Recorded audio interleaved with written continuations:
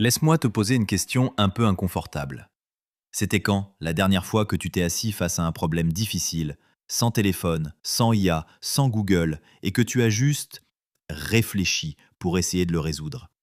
Sans survoler un résumé, sans demander à ChatGPT, sans laisser un algorithme cracher la réponse en 3 secondes. Juste rester là, mal à l'aise, et cherchant à trouver par toi-même la solution à ton problème. Si tu peines à t'en souvenir, ce n'est pas un hasard, c'est une tendance.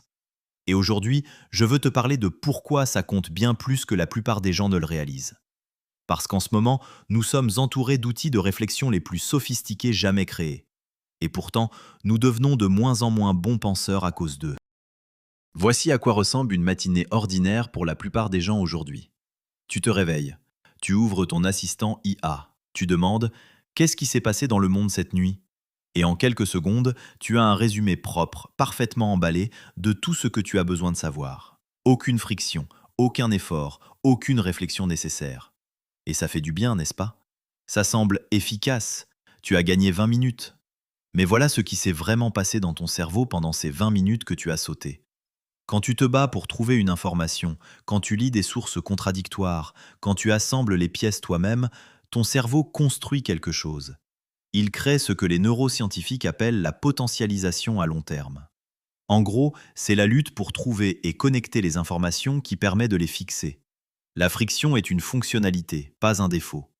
En revanche, quand une IA te remet la réponse, prédigérée et parfaitement formatée, ton cerveau reçoit la conclusion sans avoir fourni aucun effort. Et ton cerveau, organe efficace qu'il est, commence à apprendre. Je n'ai pas besoin de construire ce chemin. La machine est là, elle s'en chargera.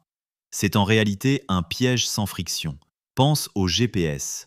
Les premières fois que tu l'as utilisé, tu as arrêté de faire attention aux noms des rues, aux repères, aux tournants. Pourquoi l'aurais-tu fait? L'appli allait te le dire. Et aujourd'hui, la plupart des gens sont incapables de naviguer dans une ville qu'ils ont traversée 100 fois parce qu'ils ont confié cette cartographie mentale à une machine. Si tu y penses, on fait exactement la même chose avec notre pensée. Sauf que cette fois, ce ne sont pas juste des directions qu'on externalise, c'est l'analyse, le jugement, la compréhension. On sait de tout sans même s'en rendre compte. Ce que je considère comme la perte la plus sous-estimée de notre époque, ce n'est pas la perte de faits ou d'informations. Ça, tu peux toujours le chercher. C'est la perte de la synthèse. La capacité à relier des idées de domaines complètement différents et d'arriver à quelque chose de nouveau. Certaines des pensées les plus importantes de l'histoire ont émergé dans des espaces désordonnés et inconfortables où deux idées sans aucun rapport se percutent dans un même esprit. Darwin n'a pas juste observé des oiseaux, il a connecté la biologie à la géologie, à l'économie, à la philosophie. Einstein ne faisait pas que de la physique, il était obsédé par l'esthétique, la musique et des expériences de pensée sur la lumière. Ce genre de collision interdisciplinaire ne se produit pas quand une IA relie les points à ta place. Parce que quand tu externalises la synthèse, quand tu sautes directement de la question à la réponse générée par cette intelligence externe, tu zappes la période d'incubation. Tu sais, cette phase étrange et frustrante où tu ne sais pas encore quoi penser, où ton cerveau trie silencieusement des idées à moitié formées, fait des connexions insolites, s'illumine parfois de façon inattendue. Cette période semble improductive, pourtant c'est là que se déroule la vraie réflexion. Mais on s'est entraîné à être mal à l'aise avec l'ambiguïté. À la moindre incertitude, on attrape son téléphone. Et l'IA, toujours serviable, comble le silence aussitôt. Résultat, on produit plus de contenu que jamais, mais pas une pensée genuinement originale. Une pensée qui vient d'un endroit qu'aucun algorithme ne pourrait prédire, ça devient de plus en plus rare. Le plus inquiétant, c'est que la plupart des gens ne le remarquent pas. Parce que le brouillon généré par l'IA a l'air bien. Il couvre tous les points, il se lit fluidement.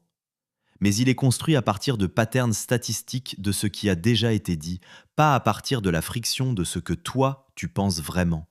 Tu te dis peut-être, bon, on réfléchit moins, admettons, mais au moins, on vérifie les réponses, non? Vraiment? Il existe un phénomène psychologique appelé biais d'automatisation. Il a été étudié chez les pilotes, les médecins, les opérateurs de centrales nucléaires. Le résultat est constant. Quand une machine donne une réponse confiante, les gens lui font confiance, même quand ils ont des preuves qui la contredisent. Des pilotes ont précipité des avions parfaitement fonctionnels au sol parce que le système de pilotage automatique envoyait des signaux incorrects et que le cerveau humain, déférant à la machine confiante, a ignoré ses propres sens. Applique maintenant ça à la façon dont la plupart des gens interagissent avec l'IA aujourd'hui. Elle répond avec un ton calme, articulé, autoritaire. Pas d'hésitation, pas de «je me trompe peut-être», juste un paragraphe fluide et assuré. Et psychologiquement, ça déclenche la même réponse de déférence. On se dit tous «la machine a l'air sûre, qui suis-je pour la remettre en question?» Mais ça se complique encore plus, car les systèmes d'IA modernes ne sont pas neutres, ils sont personnalisés. Ils sont conçus pour apprendre tes préférences et adapter leurs réponses en conséquence. Avec le temps, les informations que tu reçois sont sélectionnées pour correspondre à ce que tu crois déjà, ce avec quoi tu interagis déjà, ce avec quoi tu es déjà d'accord.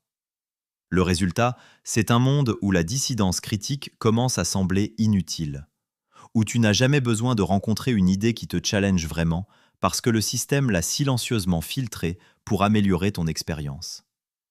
Et sans exposition régulière à des idées qui te challengent, le réflexe de remettre en question, de vérifier, de résister, de dire « Attends, comment sait-on ça ?» Eh bien, il disparaît. Tout simplement. Peut-être pas de façon spectaculaire, pas du jour au lendemain, juste lentement, silencieusement, une réponse sans friction à la fois. Ce que tu ignores, c'est que le cortex préfrontal, cette partie de ton cerveau responsable du raisonnement logique, de la planification à long terme, du jugement éthique et de la pensée déductive, est comme un muscle. Et comme tous les muscles, il se développe par l'usage. Plus précisément, par le type de réflexion lente, séquentielle et laborieuse que tu externalises de plus en plus. Quand tu arrêtes de pratiquer le raisonnement logique, quand chaque problème est délégué avant même que tu t'y sois confronté, ce muscle cognitif ne reste pas affûté. Il s'affaiblit graduellement. On voit aussi quelque chose se passer au niveau social. Quand des millions de personnes externalisent leur raisonnement éthique et social à des systèmes optimisés pour le consensus large et l'engagement, on obtient une sorte d'homogénéisation de la pensée. Un rétrécissement de l'éventail des perspectives qui circulent réellement dans la vie. Imagine ceci, tu t'es blessé au bras et il reste plâtré pendant 6 semaines. Quand le plâtre est retiré, le bras a l'air normal. Mais essaie de l'utiliser vraiment, tu découvriras qu'il a perdu sa force, sa souplesse, sa mobilité. Tu dois le rééduquer délibérément. C'est là où beaucoup d'entre nous en sommes avec notre pensée critique en ce moment. Le plâtre est là depuis un moment. Et la plupart des gens ne savent même pas qu'ils le portent. Alors que faut-il faire concrètement ? De la gymnastique cognitive. Il s'agit de périodes délibérées et intentionnelles de résolution de problèmes analogiques sans intelligence externe. Voici à quoi ça ressemble en pratique. Première pratique, la lecture lente. Une fois par semaine, choisis un long article ou un chapitre de livre sur un sujet que tu ne connais pas. Lis-le sans surlignage, sans résumé IA, sans survol. Puis, avant de faire quoi que ce soit d'autre, écris 3 phrases dans tes propres mots sur ce que tu viens de lire et pourquoi ça compte. Pas besoin d'IA, juste toi face à toi-même. Deuxième pratique, la fenêtre de friction. Réserve 1 heure par jour, idéalement le matin, pendant laquelle tu ne demandes rien à l'IA. Si une question surgit pendant cette petite heure, note-la. Laisse-la reposer. Laisse ton cerveau faire quelque chose avec elle avant de l'externaliser. Tu seras surpris de la fréquence à laquelle tu trouves toi-même ou à quel point tu formules la question différemment quand tu finiras par la chercher. Troisième pratique, utilise l'IA comme partenaire d'entraînement, pas comme oracle. C'est la pratique la plus importante. Au lieu de demander à l'IA quelle est la réponse à X, demande-lui plutôt voici ma réflexion sur X. Où est-ce que je me trompe? Qu'est-ce qui me manque? Que dirait quelqu'un qui est complètement en désaccord avec moi? Ce changement de cadre fait la différence. Tu n'externalises plus la réflexion. Tu utilises l'outil pour mettre à défi ta pensée, trouver ses faiblesses et la renforcer. Je ne dis pas de jeter tes outils d'intelligence artificielle. D'ailleurs, je les utilise moi-même. Ils sont extraordinaires. Mais il y a une différence entre utiliser un outil et être utilisé par lui. Dans ton cas, qui utilise qui? La question qui vaut la peine de te poser, ce n'est pas « que peut faire l'IA pour moi ?» c'est plutôt « Qu'est-ce que je ne fais plus moi-même? Parce que la réponse à cette question est peut-être la chose la plus importante à laquelle tu réfléchiras cette semaine. Et pour une fois, je te demande d'y réfléchir par toi-même.